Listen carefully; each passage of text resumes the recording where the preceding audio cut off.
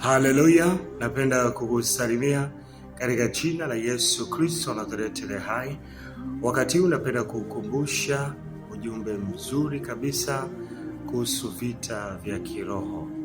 Ndugu yangu, maisha ya wokovu unapompokea Roho Mtakatifu ndani yako na anapoanza kutenda kazi pamoja na wewe unakuwa ni hatari sana katika ufalme wa giza.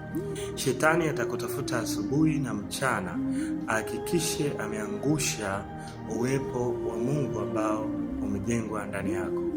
Tunamkumbuka mtu mmoja ambaye ni maarufu sana katika mitandao ya kijamii, Mzee Mwandambo. Huyu mzee aliflow katika Roho Mtakatifu.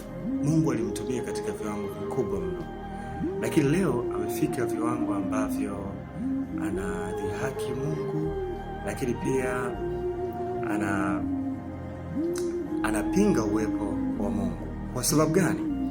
Tusidhihaki wala kumtukana wala kumchukia, lakini kuna kitu tunatakiwa tujifunze kwamba huduma ambayo Mungu ameweka ndani yako, shetani anaitafuta, na shetani atatumia mbinu tofauti, atatumia silaha tofauti mpaka hakikishe amemaliza huduma iliyoko ndani yako. Ndicho ambacho kilimkuta baba yetu Mzee Mwandambo.